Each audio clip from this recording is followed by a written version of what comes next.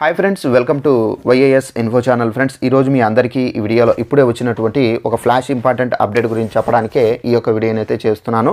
So ఆ flash important update ఏంటంటే, మన యొక్క ఏపీ రాష్ట్ర వ్యాప్తంగా రేపటి నుండి మనకు వేయబోయే రేషన్ పంపిణీ అయితే మనకు కొత్త విధానంలో అయితే వేయబోతున్నారండి. సో పాత విధానాన్ని అయితే ఇంకా గుడ్ బై చెప్పి కొత్త విధానానికి అయితే ఫాలో అవుతున్నారు. అయితే ఆ కొత్త విధానం ఏంటి, దానికి సంబంధించిన పూర్తి వివరాలు తెలియజేస్తాను. ఈ వీడియోను స్కిప్ చేయకుండా లాస్ట్ వరకు చూసి తెలుసుకోండి. అలాగే ఒక చిన్న రిక్వెస్ట్, ఈ వీడియో నచ్చినట్లయితే లైక్ చేసుకుని మన ఛానల్ సబ్స్క్రైబ్ చేసుకొని ఫాలో అవుతండి. ప్రతి చిన్న ఇన్ఫర్మేషన్ తెలియజేస్తూ ఉంటాను. ఇక వివరాలు చూద్దాము.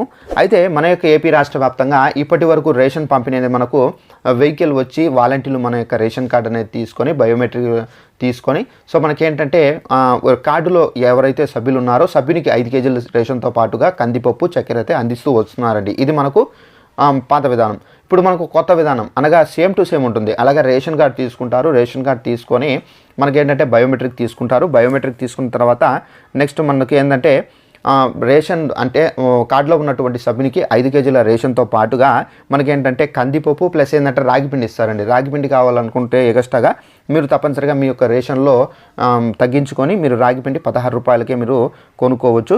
సో ఈ విధంగా మనకేంటంటే కొత్త విధానంలో మనకు ఏప్రిల్ 1వ తారీఖు నుండి అయితే పంపిణీ అయితే చేయబోతున్నారండి. సో ఈ విధంగా మనకు రేపటి నుండి రేషన్ పంపిణీ అయితే కొనసాగించబోతున్నారు. ఈ వీడియో నచ్చినట్లయితే లైక్ చేసుకుని తెలియని వాళ్ళకు కూడా షేర్ చేసి తెలియపరచండి. Thanks for watching this video. All the best.